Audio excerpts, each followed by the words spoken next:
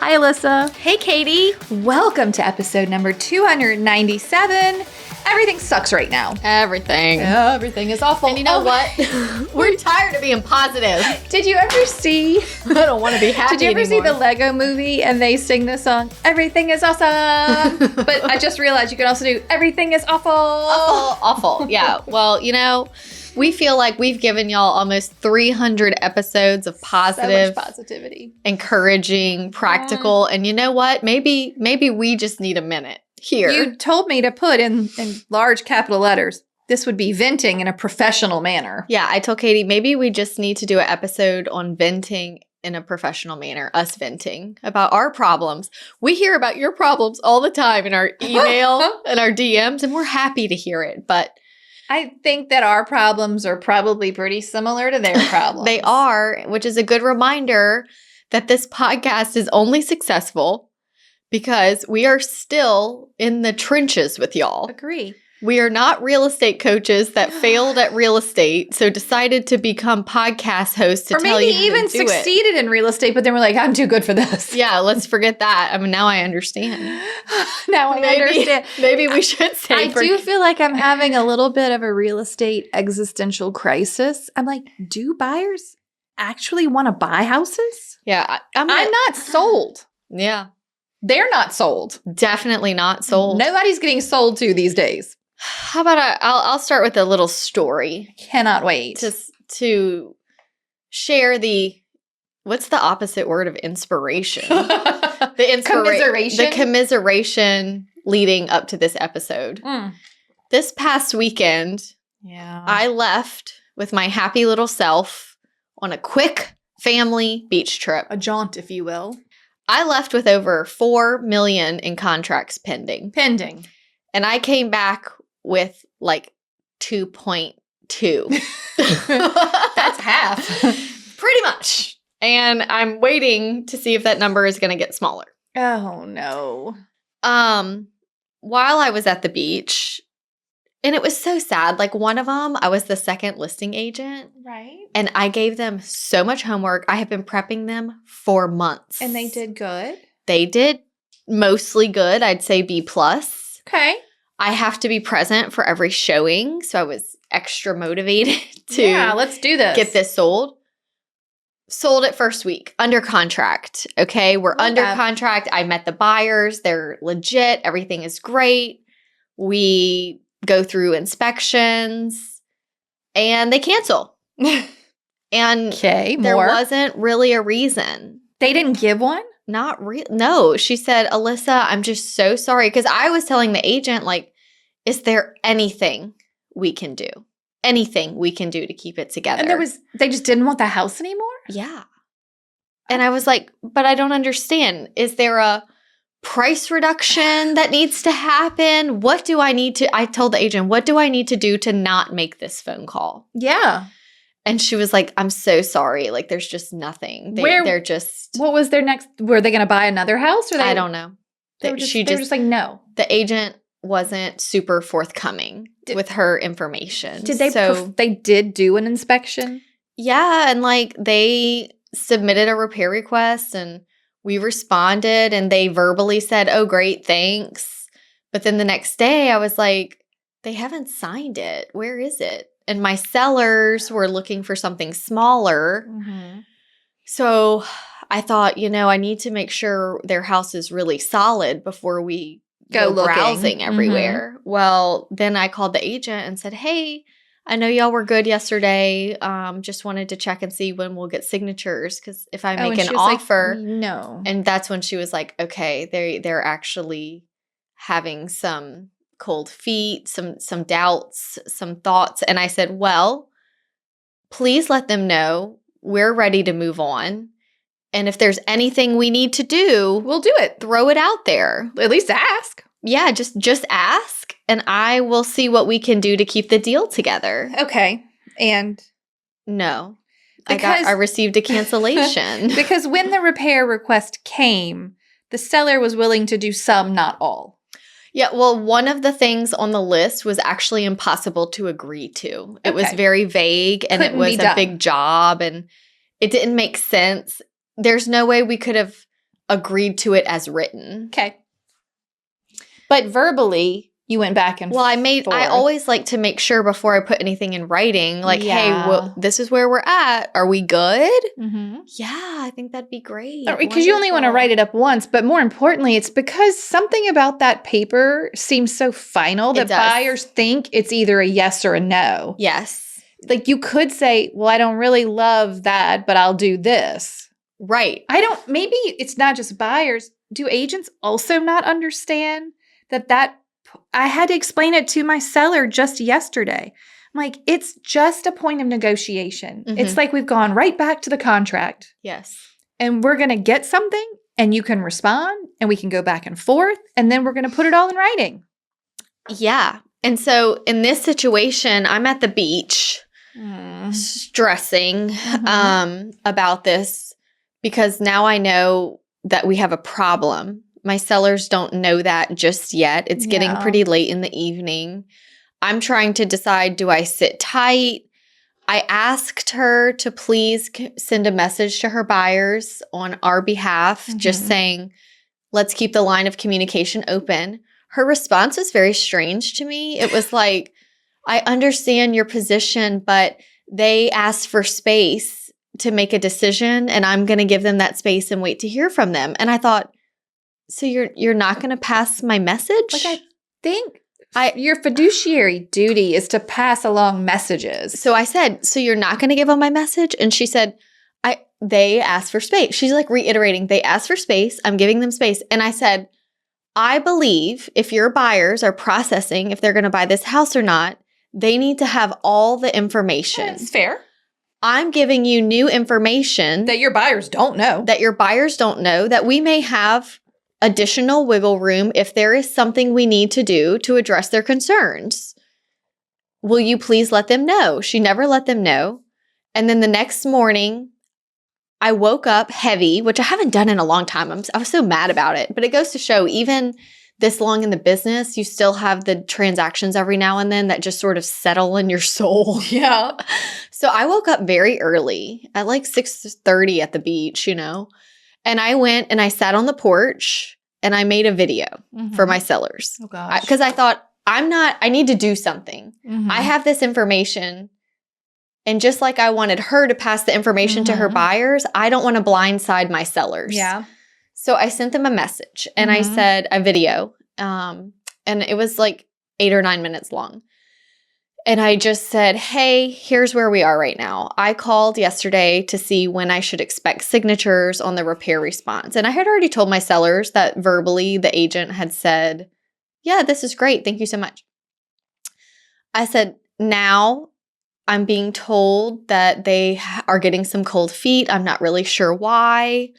I did ask for information to be passed to the buyers that we would be willing to offer more. She doesn't feel comfortable relaying that message. And I said, here's the thing.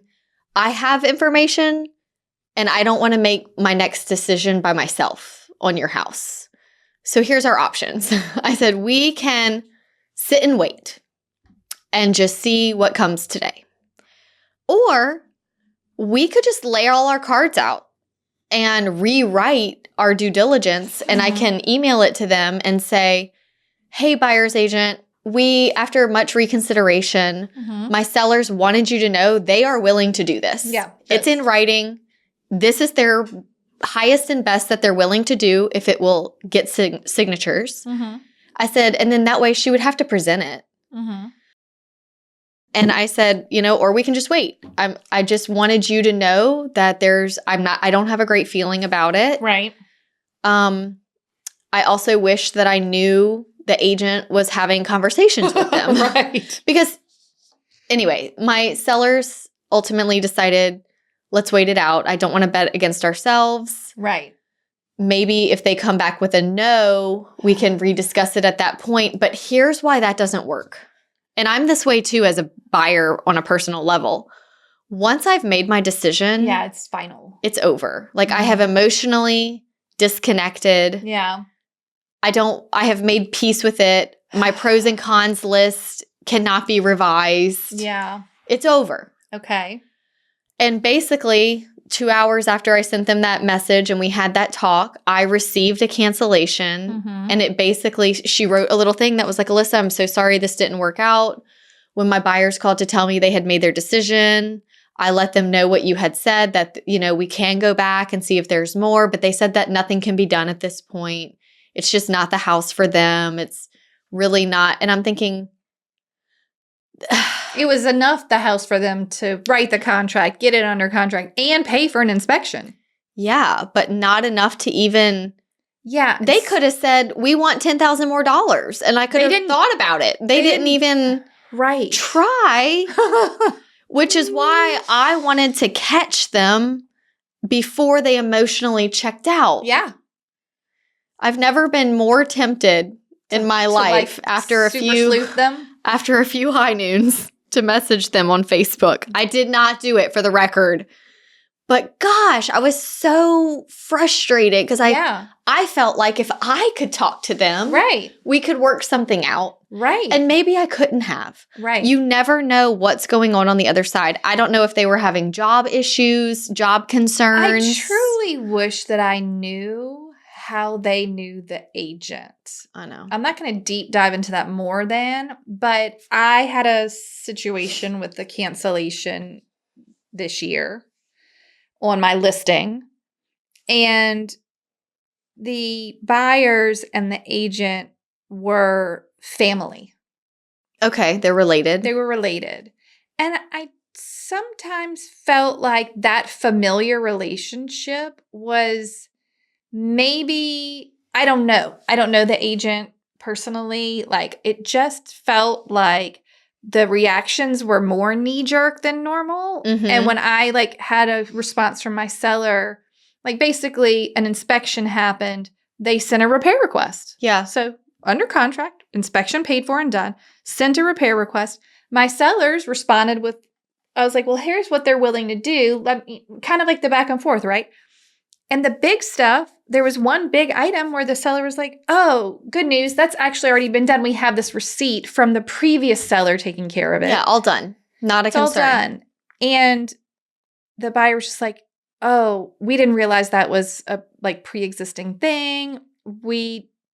Even though it's repaired, we don't want to move forward. Even though it's not a concern anymore. And that happened immediately upon me giving that information. And I just asked the agent, I'm like, hey, would you mind just not, she's like, I'm sending a cancellation. This happened like this, right? So fast. And I hate that. I said, hey, would you mind just not writing up the cancellation until tomorrow?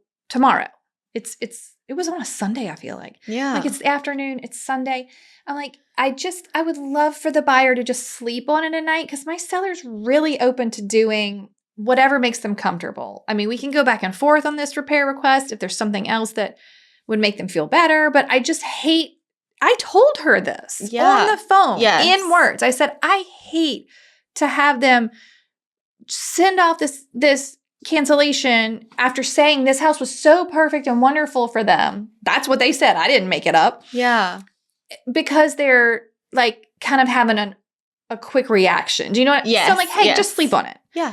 And she was like, no. Here's your cancellation. We're not going to do that. And I was just kind of like, but why? That's what I'm dying. I'm not sure I understand. Yeah. It hurts no one. Sure. For everyone to sleep on it. It hurts no one. Mm-hmm. I've had sellers, my own sellers, sleep on a repair request. Who are like, no way am I going to do that. I'm like, you know what? That's okay. We have 72 hours. I say this all the time. We don't have to decide right now. Yeah. We don't have to decide right now. I just gave you the news. What I would love is for you to sleep on it, and we'll revisit it tomorrow. Yes. Okay? Mm-hmm. Because I cannot tell you how many times they wake up in the morning, they're like, you know what? I'd really rather sell the house than have to put it back on the market. It's X amount of dollars. It's not as much, as we had even, I'm like, we planned for this in concessions or yeah. So I've many times personally had sellers and buyers reconsider after sleeping on it. Mm-hmm. So I'm a big fan of sleeping on it. And take your time. Don't rush into the cancellation, and also don't rush into the offer. I honestly, if you're not sure. I truly think buyers at this point believe it to be so black and white that it's like, it's like they're going to walk into the house and find the one as if they're getting married. Right. This is the one all of the signs are pointing to yes. Yes. I shall buy this house with no roadblocks at all. Correct. Yeah. They're like, looking for the fireworks. That's actually not how most transactions go. There's No. give, there's take. We have to sacrifice things we want. Things might not go perfectly. I don't understand. Right. I know. So I'm really confused because in both cases, I think they were experienced agents who we were dealing with. Yeah. They were not new. Right. Like it was actually like when I saw You the name, you're like, I thought, sweet. Like, yeah.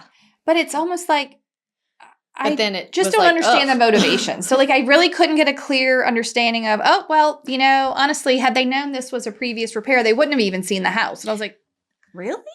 So what would you do? And what are your thoughts on this? Like before I put it in writing, what we were willing to do. Mm-hmm. I called agent and said, and this is what I do every time, unless we're just agreeing to all. Yeah. But I'll call before and say, hey, this is where we're at. This is what we're willing to do. Mm-hmm. Before I put this on the document, I wanted to make sure your buyers would be pleased with this. Mm-hmm. And they say, well, let me call and have a conversation with my buyers. And then they call me back and say, yes, that's great. Please send it. And then they sign it the same day and we move forward. This is the first time ever that I have called a buyer's agent and said, they're like, I won't ask. Yeah. I said, she was like, I mean, based on my conversations with them, I think they would be thrilled. Yes, I think that would be great. Write it up. And I said, but will you have a conversation with them before I write it up? No, I'm not going to do that because that seller could just change his mind on what he's willing to do. And I said, it sounds like maybe she'd gotten burned before. I know, but I almost am like, you just burned yourself. Right. Look what you did. Look what happened. While you were trying to avoid. All we had to do was communicate. I know. You could have even said, hey, Mr. and Mrs. Buyer, I don't have this in writing yet.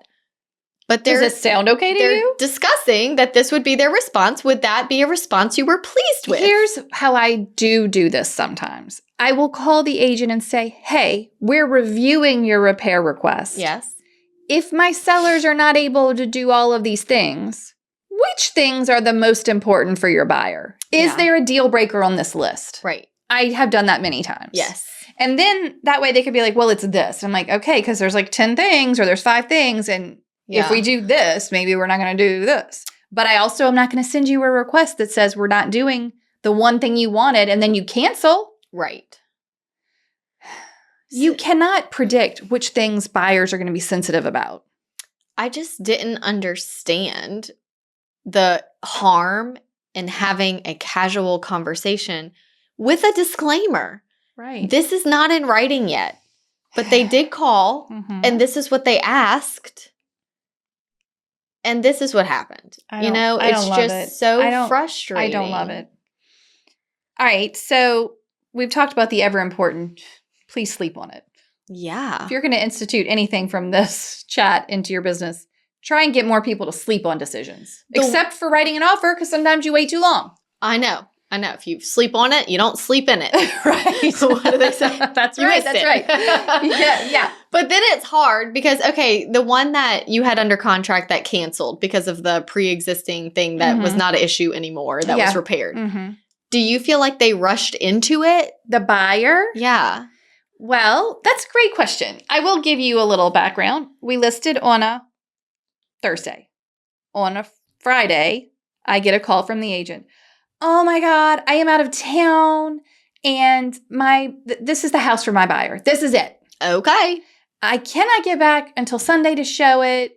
Can you please let me know if anything happens? And I'm like, no problem. As of right now, no other showings are scheduled, so I feel like you're okay. It wasn't busy at the time. Yeah. Okay. So I'm like, this is great news. Very interested buyer. They go on Sunday. They see it and they immediately write an offer. So these people saw it so much that they were worried someone else was going to buy it. Mm-hmm. Run out there and see it as soon as they possibly can and write an offer. At no point I think these people were half in, but they weren't being rushed. It wasn't a multiple offer situation. Right. Nobody said you had to write an offer today on Sunday. Correct. No.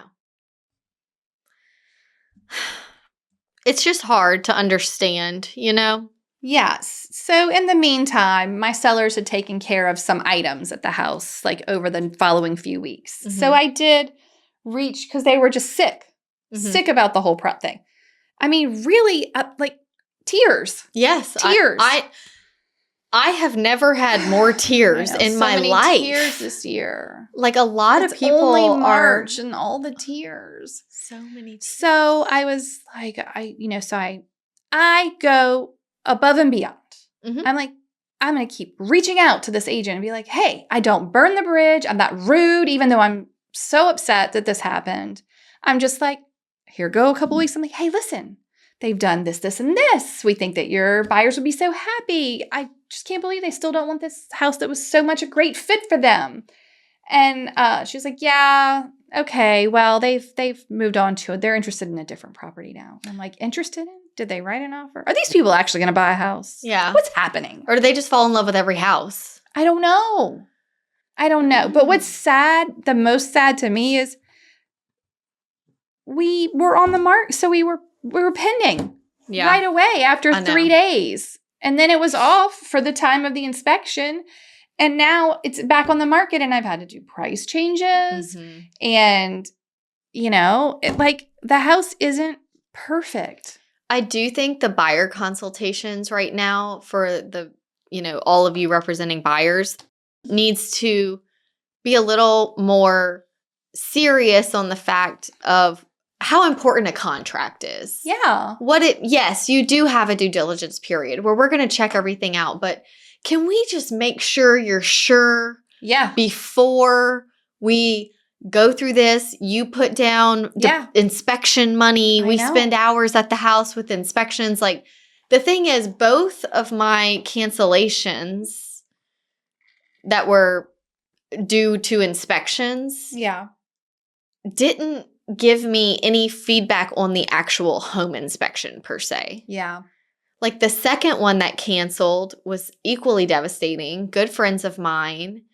And we were actually back on the market because they needed a new roof.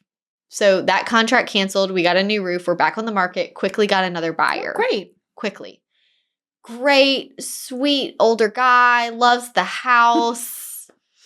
Has the inspection. Agent tells me how great the inspection went. Sunday, I'm at the beach. You're like thinking everything's fine. Crying about my other one. Like, throw a log on that fire. And this agent calls me and is like, Alissa. And she is a good agent, y'all. Like, it's not her fault. And I appreciated her call. She was just like, I'm just really sorry. I had to call you because I don't send cancellations. And my heart dropped because I'm like, except to me, right? No, right now. Not now. And I said, and she was like, but I'm going to have to send you a cancellation. And I was like, why? Why? Right, why? What is wrong with the house? And she was like, nothing. She was like, the daughter came to the home inspection. And that was it. She talked everybody out of it. She didn't like. Yeah, that was more of like a floor plan type thing that there was nothing we could do about it. And again, I said, before I make this call, can I just give you some information and that might help? And she was like, absolutely. Give it all to me. Like, tell me. I will make the call. I will do everything I can to not send you a cancellation. At least she tried. And, that made me feel better. She really, really tried. And I felt like she was empathizing with me. She knows what a tough market it is. She's worked with this buyer too. Right. Like, she's about to have to start over. Yeah. I'm starting over again. And she called me back and she was like, I'm just so sorry. There's nothing I can do. And I said, the only reason I'm at peace with it is because at least you called. I know you tried. This other one is going to haunt me the rest of the year. Right. Because I'm just going to be like, what if, which is not helpful. No. But again, there was just no reason. And my sweet sellers were like, they didn't want to submit a repair request. Anything? They didn't even submit a repair request. I said, no. And he goes, is that allowed? Yeah. I said, unfortunately, during their due diligence period, if they don't want it, they don't have to submit a repair request. They don't have to do anything. Really? Is that allowed? And I think that's also a reminder that all decision makers, so here's where the trouble lies. when the buyer is looking at houses, they don't always bring the decision makers. Right. Or people who have high influence. High influence. Yes. High influence. But then it's time for the home inspection where They we all have show someone up. that's going to point out everything wrong with the house. Right. And all these people show up. And I like what you have said previously. You're like, well, Mr. Buyer's mom and dad or whoever is the high influence. You didn't see all the other houses we saw. Right. This one is the best one. You haven't been on this house hunting journey with us. If you would have seen our other options before we chose this one, the best one, you would understand how we landed here today. Yeah. And you think this inspection report is bad, you should have even imagined what they would have been on the other that we could just see from walking through. Yeah. So first of all, you don't know what our other options were. This is a great option. The other thing I want to tell you, mom and dad, is this is your kid's budget. Right. Are you contributing to helping him get a more expensive home? No? Well, this is his price range. Yeah. This is what he can afford. Yeah. So it's almost like I wish I could just say, if you're not paying or contributing, will you please stay out of it? Because your opinion doesn't matter unless you're willing to assist the situation. Right. Right. It's just such a fine line. I also, while we were on calling your client, relaying messages, I also think sometimes if I can be like, hey, sleep on it, get back to me. I also then wouldn't make the call to my seller saying, listen, they're saying they're going to cancel. Like if I got them to agree to sleep on it or consider like our response, I just don't share that. I think I'm very situational. I think in your situation, that makes sense and you just kind of had to read the agent. Mm-hmm. In my situation with this house, when I woke up that next morning, I thought I need to, because I was debating if we had options. I knew it was coming. And they were going to be totally blindsided. I know. So that's why I was like, look, this is what's going on. We do have an option to do this. If I had no option to present them, I'm not sure what I would have done. You needed a choice. But I also... Do you think it would have changed if they had chosen, let's rewrite the repair request? Well, now, of course, I wish don't know. I would have done that just to see. So at least I could say I gave it our all. You just don't know. I don't like losing when I haven't given it our all. Yeah. And I wasn't even given the opportunity to give it our all. Okay. So I think that's why this particular one is bothering me more than others, because I just think it could have been salvaged actually quite easily with some communication. Yeah. But you make a good point. Like sometimes it's hard to know when to call. How much information do you share? Yeah. You know, what do they need to know? What do you have to offer? Right. Because I have, just like you and people do, sometimes, you know, when sellers are so anxious. Yes. And every single showing, what happened? My normal go-to is I don't tell a seller if someone said they're thinking of writing an offer until they write an offer. Right. But lately, I'll just be like, they're thinking of writing an offer. Yeah. Stop asking me, please. I'm doing that. Like they are telling me that they like it and they're thinking about writing an offer. And then it's almost like, well, then they didn't write the offer. Then I find out why. I'm like, at least I've got more feedback. I don't know what else to tell you. Buyers are not non-committal. Yes. And the thing is, you know, our inventory is pretty high. I have never had more calls to list houses and so few buyer calls these days. That it's almost like a buyer is like, if I don't like your house, I'll just move on to the next one. Yeah, it's like cold feet, no problem. There's something else. Yeah, there'll be something else. It's fine. Right. What do you think it is? Like from a buyer, I'm trying to think of my buyers, like my very few. Well, you know, I couldn't say because I had my only new buyers lately showed up, found a house, wrote an offer the first week we looked. They're pleased as punch. Delightful. Now, the inspection is this week. So I guess we'll see. Mm-hmm. But I don't know. And, you know, it's funny because during that negotiation, actually, the listing agent said something about, well, we don't, during our negotiation of the offer, we don't want to scare off the buyer. And I'm like, do you think, this is my question for you, do you think scaring off, in air quotes, a buyer is a real thing? Especially in the context of 2025. No. In what way? I don't know. I'm just curious if you, can you scare off a buyer by countering the repair request, by countering their offer, by by not just giving them everything they want? I think buyers right now are easily spooked. So you can. Yeah. And they're just like, no thanks. And So then the you're like, answer wait, can we talk about it? No, I don't want to. I don't want to talk about it. I don't want to talk about it anymore. Never mind. No, forget it. I hate this house. So buyers are you can scare off a buyer. You can scare off a buyer, yes. So suddenly it's almost like this, it's like it happened overnight, but it is we are in a buyer's market. All of a sudden. It's just like today I have deemed it. Baton Rouge, Louisiana is in a buyer's market. It's rough out there. Buyers are like, I'll do whatever I want. Yeah. I don't want to come to your house. You won't give me all my closing costs. Bye. I'll just move on to the next one. It's just bizarre. I mean, and bless all of you. It's been a lot of years since I was in a buyer's market. Yeah. Like a lot. Mm-hmm. Like 2009 or 10 might have been the last true buyer's market. Yeah. So I wasn't here then. Yeah. It's different, right? And as much as I love listings, and I do, it is really tough day after day and week after week to tell the seller, I'm sorry they don't like your house. I'm sorry they don't want your house. I'm sorry no one came to see your house. I am sorry. It's like I have wanted to just say, you know what, maybe we're not a fit because I don't know what else to keep saying. I know.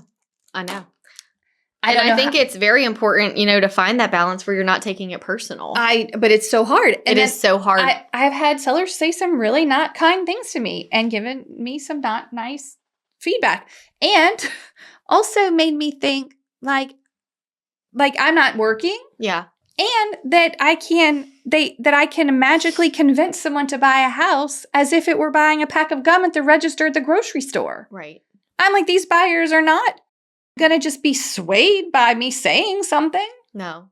And they come home every day and your sign is in the yard. I know. And they're like, damn her. It's a good thing my picture's not on there. I know. You need to get your photo even off of just today, listen to this text I got from I'm scared. From a friend. Scared.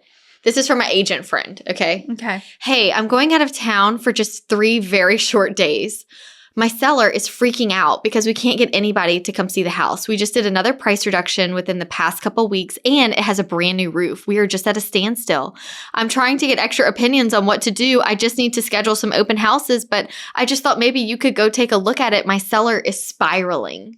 Yes, spiraling is such a great description, but are you sure my seller didn't send that? Right? Doesn't it sound like something you would do? They're all spiraling. They are. They are hardcore spiraling. I have had several sellers in the last couple of years that I thought were going to need medical attention. Yeah. Like their hearts were in trouble because they were spiraling and so anxious. Yeah. And I'm like, I am a pretty calm presence with my clients. So I'm like, I'm not feeding the fire. No. I'm doing my best to be like, it's okay. Sometimes you're very soothing. Sometimes these things take time. Let me tell you a story. I'm like, can I send over some chamomile tea? Yeah. I don't know what to do, but they are literally spiraling.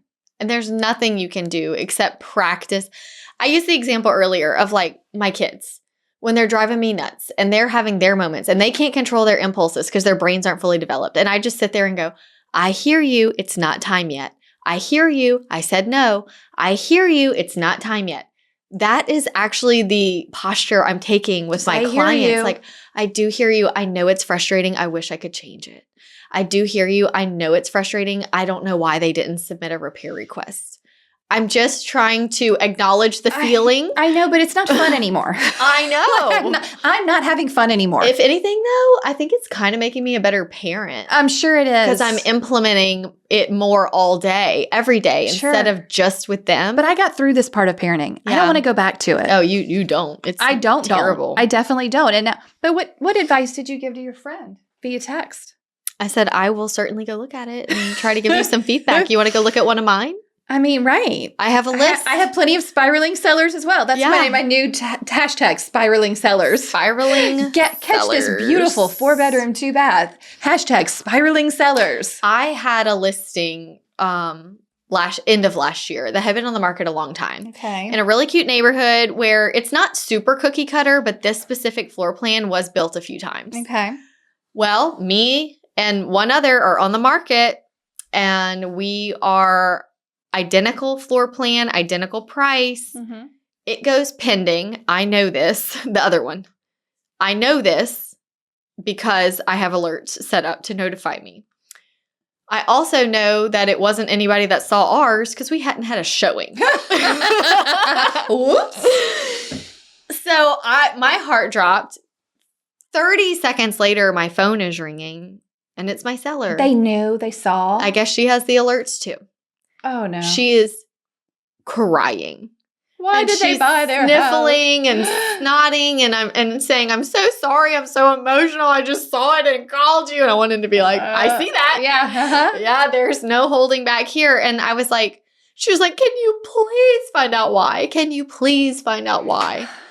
And I could hear the desperation in her voice. She was like, they must not have even looked at ours. And so oh my gosh. I checked to see who the listing agent was. Mm-hmm. And it was someone that I knew-ish, a kind person. I called a kind person. I said, "Hey, I am calling on behalf of my sellers. We're a few streets over." She's like, "I know. I used yours as a comp when pricing." Because we've been on the market for months. Did they price below you? Did they price below right you? at us. Same. Okay. She was like, "I'll tell you. Here's some information for you." I said, "Because no offense, but our bathroom is prettier than yours." Your house isn't better. Yeah. And she's like, "Okay, here's what it is. The person buying my listing needs all the guest parking that's in this location of the neighborhood." Because it is like a smaller alleyway type neighborhood. Mm-hmm. She was like, they even told me that they didn't look at the other one because they it only doesn't needed the have parking. Yeah, like if it's the same house, but this one has guest parking and that's something you need. She was like, it is an older couple that's downsizing, which is who this house is made for, but they still have kids that come visit and they need place for cars, which has been their only hesitation with buying in this neighborhood. But with my listing, it solved their problem. She said, it was very specific. She did. It was. And so she said, my listing being right next Were you to like, the guest. You lucky little bee? Yeah, I was. Stupid I'm so happy for you. I am so glad that worked out. Yeah, good for you. So, but I called my seller back. I said, "Okay, I have information." And, and I could just hear her taking deep breaths. She was still crying. And I was like, that's what it is. That's why they didn't even come look at ours. It's not It's not, because she said, "I don't think they're seeing ours online. I don't think they see it." I said, "I confirmed. They knew we were there. Mm-hmm. They know we're for sale. We just didn't have this situation with the parking that they needed." I said, anytime we've had a showing on our house, I'm sure they've looked at that one too. Not in this situation, because that buyer very much knew what they needed. Yeah. So it was like, but I just was devastated for her.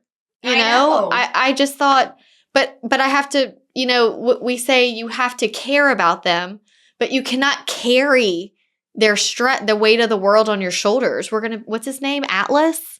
Oh, Atlas, yeah. Carrying the world on his shoulders. For sure. We had a previous episode. It's about taking the emotions out of real estate. Yeah. I don't remember the episode number. That's a good one. But it's the one I think where you do the roller coaster analogy. Yeah. Where it's like, we're operating the roller coaster. They're on the roller coaster. Right. They get on, things are up, things are down. You're not supposed to be going on the roller coaster with them. Right. You would be dizzy. You would be sick. You never have to be able to push the brake. Like you're off. You're not on the ride. So that's true. Yeah. However, when they break in on your vacation or while you're, doing whatever fun thing you're doing, or just while you're in the middle of your workday and they're just spiraling, it's kind of hard. It is hard. Because even if I don't want to take on that emotion, I still have to address the message. Yeah. I can't just ignore it. I hear you. So I'm like, I don't really know if I'm taking on the emotion so much as I'm just like, wow, this is getting a little bit hard. Yeah, it's very hard right now. Like doing this job isn't easy right now. No. The only plus is that maybe it's like thinning out.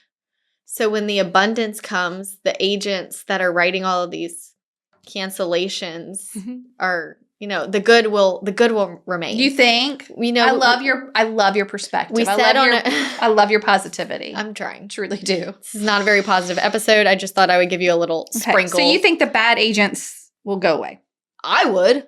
If I wasn't making any money and couldn't support my family, I would not be here. I might not be here. Episode 48. Goodbye. Episode 48. A long time ago. Taking emotions out of real estate. Okay. You also need episode number, we very recently did 292, how to keep deals from falling apart. Those are your practical tips. We're not doing that again today. Yeah. Today we are just being negative. Yeah. Episode 1. And then episode 169 was expireds and withdrawns. Yeah, so when your listing expires. So it's like when you don't get paid is actually the name of the episode. Yeah, which we're experiencing a good bit at this time. It's like, it's not just that I'm worried about getting paid. At this point, I'm just like, I don't want you to cry. I know. I don't, that's not. Well, my seller actually, that's a good point. My seller on the phone actually, he wasn't meaning it the way it sounded, but he was like, oh, trust me. Because I said, I want this done as much as you do. And he was like, oh, trust me. I know you want to get paid. And I just went, I mean, I am doing this as a job, but that's not what I meant. Yeah. I said, I've been very blessed in my business and I'm not struggling financially for this next paycheck. But emotionally, I'm in it with you. I want this sold. Did he understand? He was like, that was very nice. You're like, I don't need, you know what? I don't need you. I don't need you. If this house won't sell, I'll be gone as quick as a buyer. Yeah, I don't need you. Forget it. You know what? Nobody wants this house. If you're mean to me, I'll leave. Yeah, I will refer you out. I have no problem with that. Well, it was interesting. Maybe this is a good time about like the coffee story.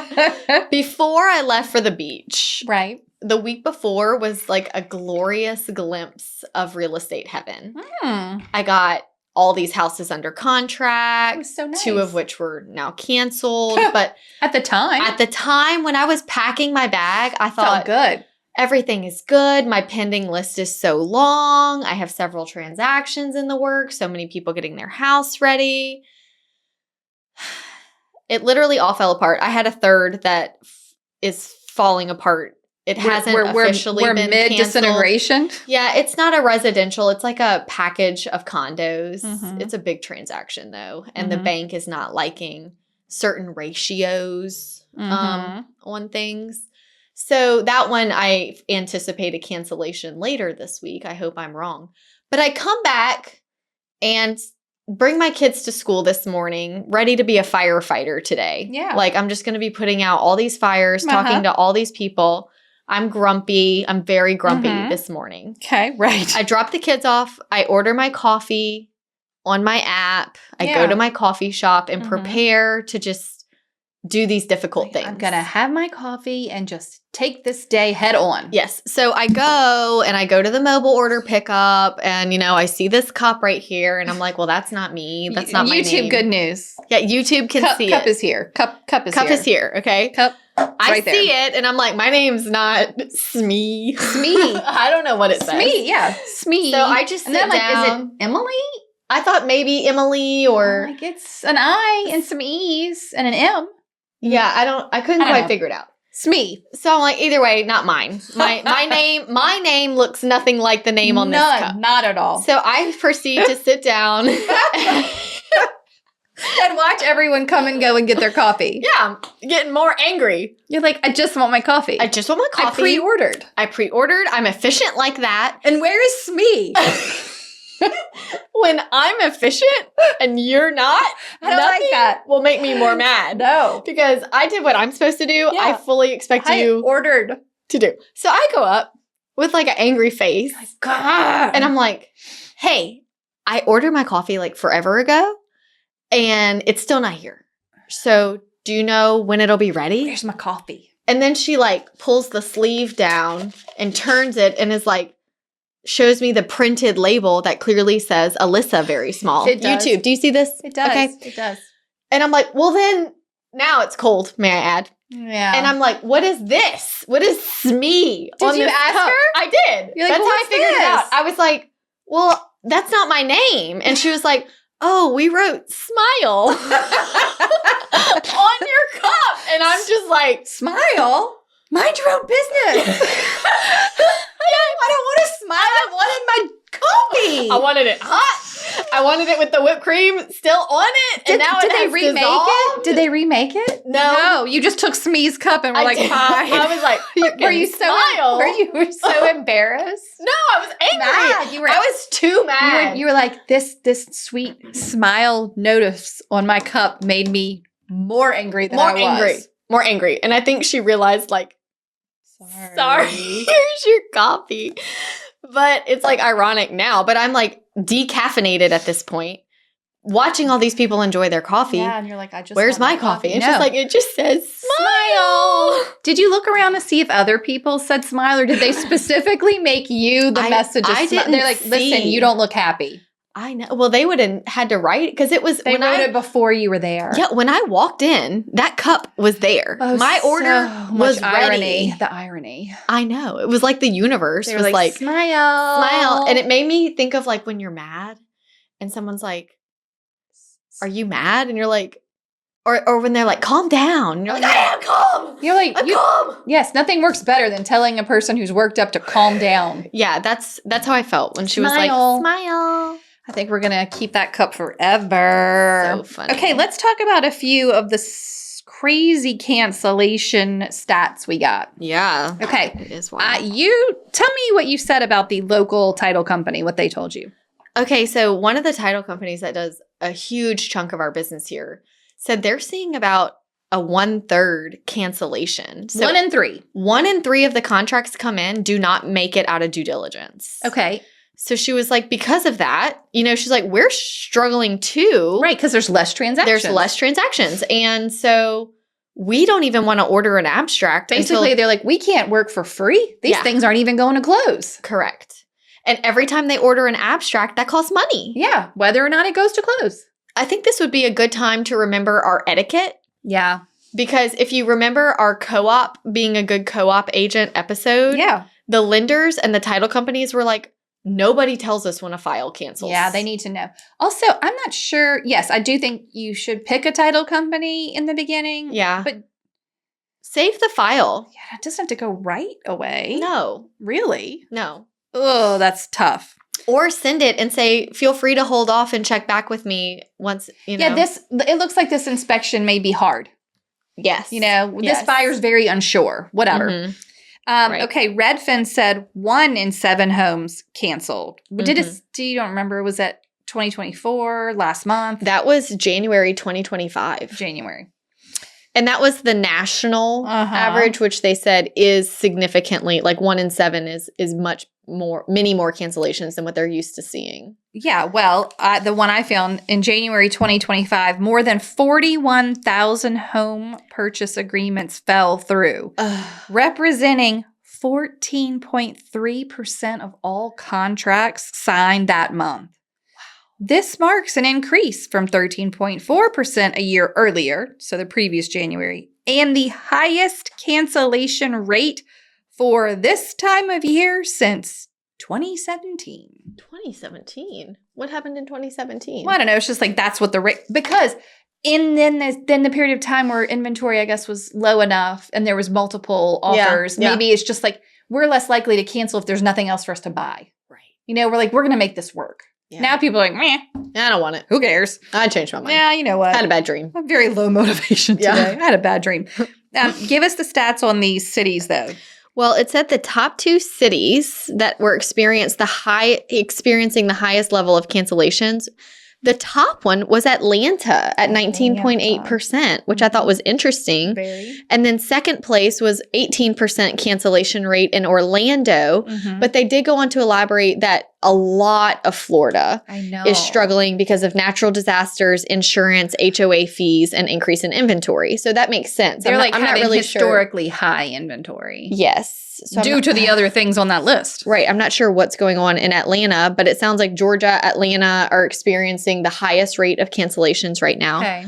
And then it said 37 out of 50 of the largest metros saw a big rise in home purchase cancellations. 37 out of 50. That's almost all of them. Almost all of them. That's also, these are good stats for you to... Good, bad stats. Good, bad stats. that maybe it doesn't help but your seller, but it does help them to understand it's not you. Mhm. This is what's going on. It's just market data like everything else, right? So you have to share like, hey, I know this is hard, but it is a little bit more frequent right now. Or why don't we use this as fuel? Yeah. Hey, Mr. Seller, Mrs. Seller, your roof is 20 years old. These are the reasons why I've had cancellations. The cancellation rate is at this right now. Mhm. It is historically high or just trending up.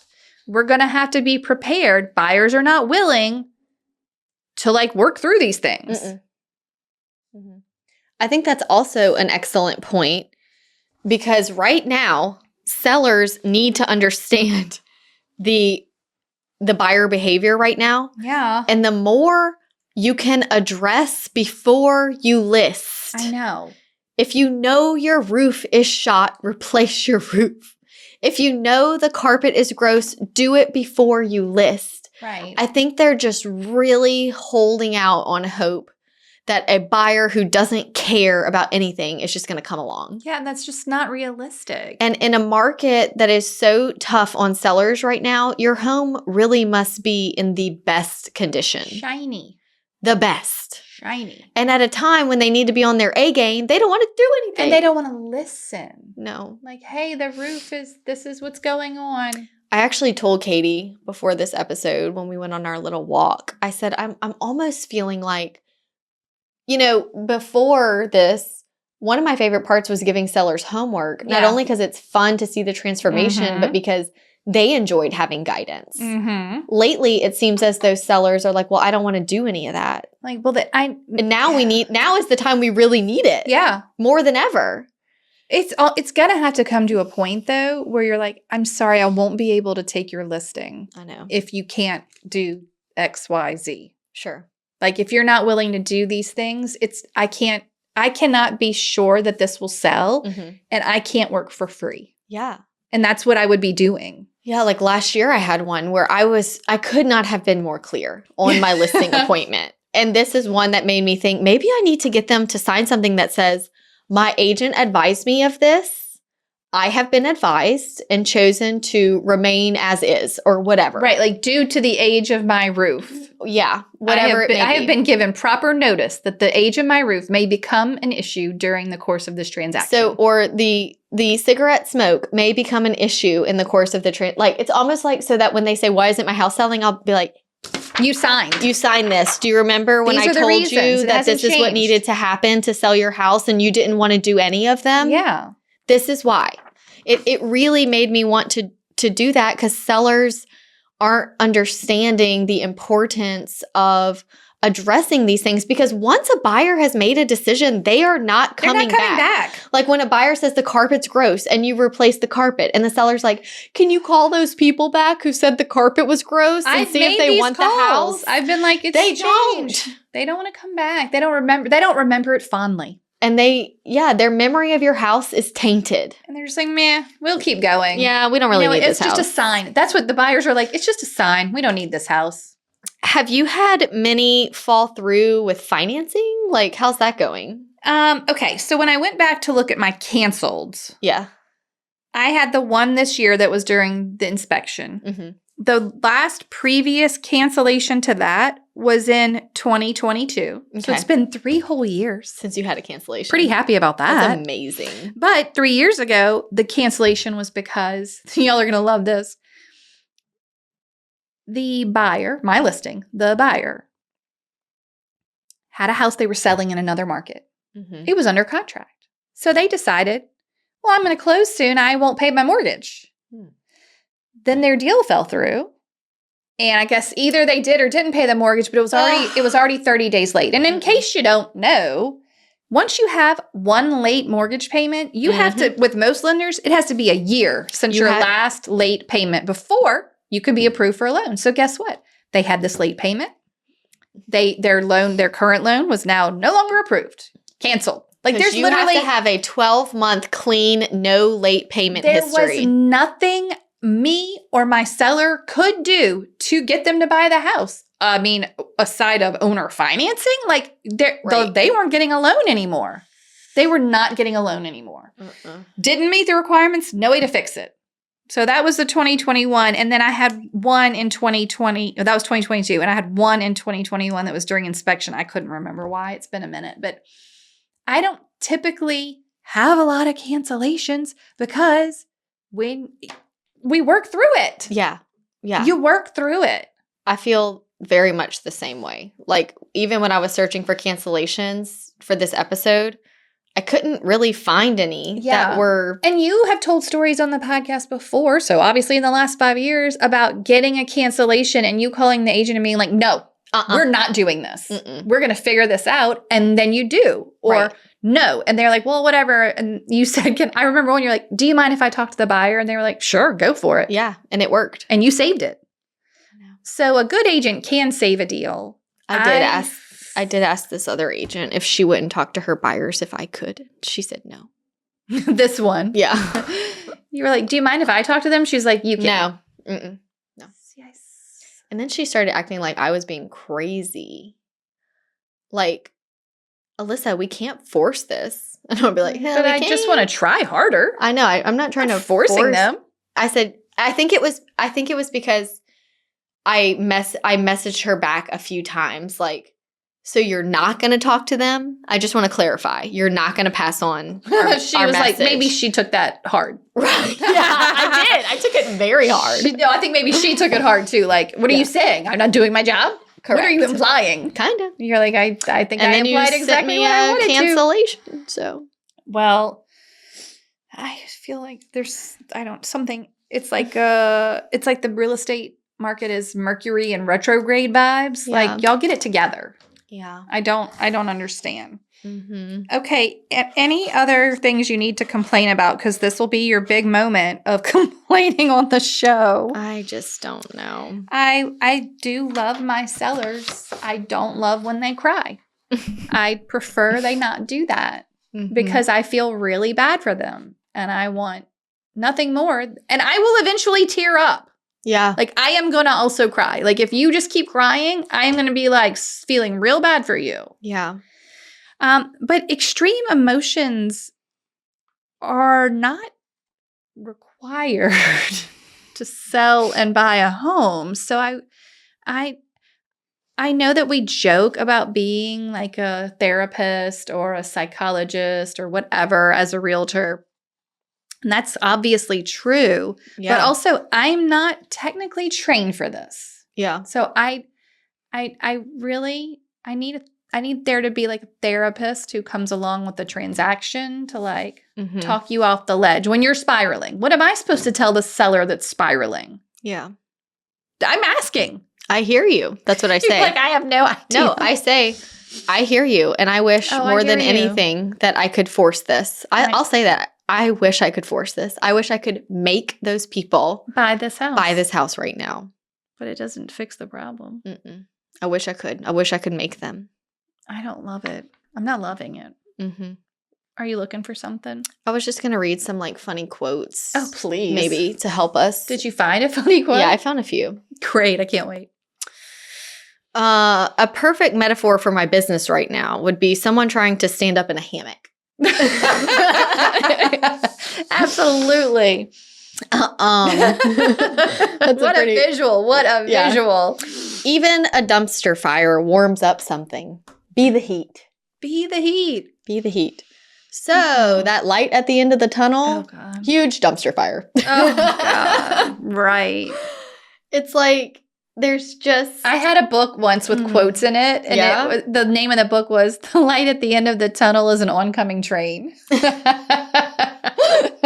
it is. I don't remember what the book, like what the subject matter was, but it's such a funny thing to think. Like, well... When I was sitting at the beach a few high noons and sulking and pouting about myself, trying to decide if it was unethical to message a buyer on Facebook. Not your which buyer. I didn't do. Yep. But this one makes me think of, I took the high road and I didn't do it. Okay. It says, whoever established the high road and how high it should be fired. Like, no. That's how I felt. No. I want permission I need to take care of this. Why do I have to do everything myself? Yeah, I'm like, I'm not taking your money. I just want to pass along a message that you wouldn't. Yeah.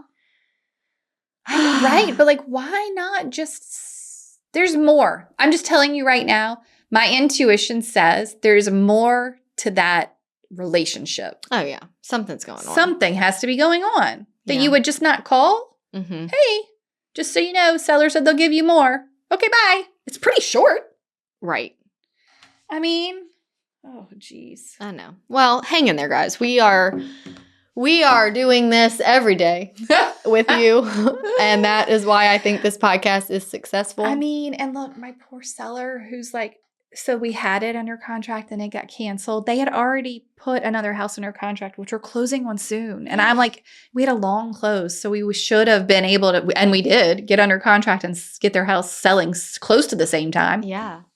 And then they had no showings for a while at Crickets. I'm like, oh my gosh, this is the worst. The worst. This is the worst. And now we've had some showings, but just no offers. And so, you know, she's pretty frantic.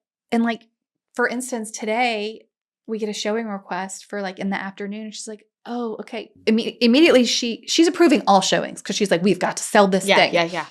She approves the showing. And then like minutes later is texting me, hey, or actually calling me, hey, something happened at work. I cannot actually go and get the dog. Can you see if they'll come a little bit later? I don't want to lose the showing. I'm going to blame myself if the house never sells. My gosh. I'm like, this is a lot of pressure for you. But I'm like, okay, no problem. Let me talk to him. And I'm like, the agent's like, well, no, They unfortunately, usually we can't, can't come later.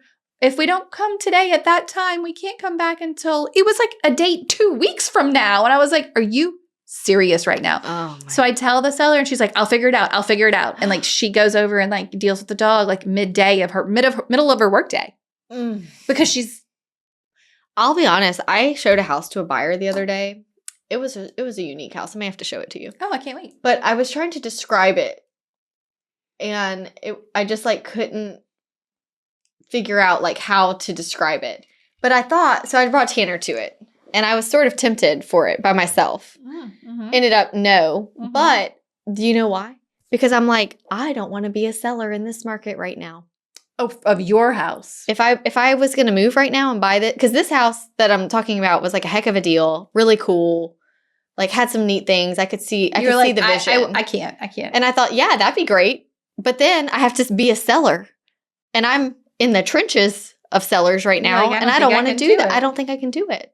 I don't think I could emotionally handle it right now. So I think we also may need to remember to give our sellers some grace. I am for the grace. What is something we can do? Like to even randomly like do something kind. Send them drugs? I know. Like, take this, go night-night. Yeah, I don't know. Give them a free coupon to therapy? I'm not sure. I know. It's beyond coffee, I guess. You could say a stimulant, probably not wise. Yeah, they need decaf. They need to relax. Oh, that's a good point. Okay. Maybe some more of that chamomile tea. Yeah. I don't know. Send some chamomile tea in the mail. I don't have a practical answer. All I can do is take their calls and respond to their text and emails in a timely fashion. Yeah. I get the feedback as soon as I can. I work on making sure every buyer or buyer's agent has all the information they need. Like I'm doing my job at the best I can. Yeah, for sure. I guess the worst thing you could do would be like just pretend like it's not happening and then then like ghost them. If you're not communicating with your sellers right now, they're going to fire you and they will bash your name. Yeah, no one wants. Because even the good responsive one right now are agents are it's hard. It's so hard. I'm lucky enough to know I'm doing everything I can. Yeah. And I've been through this market before, not exactly the same market, but a hard market. Yeah. And I remember the tears from those clients. Yeah. So like, I don't, this isn't an easy job. Mm-mm. And I think the last couple of years, maybe we're giving some people some false ideas about it being an easy job. Mm-hmm. And it's actually not. Not easy. No. Well, that was really uplifting and positive. I think we're going to just end now. I know. Well, thank y'all for listening. I'm sorry for whoever's toast is today. Yeah, what a downer. Sorry. Bring us back up. Lift us up. Yeah, let's end with a positive, encouraging, let's hear happy that toast. Okay, great. Bye, guys. Bye. My name is Patty Chesney, and I'm from Austin, Texas, and I would like to toast Katie Biggis. She's also from Austin, and she's with JB Goodwin, and she was one of the first people I met when I got into real estate.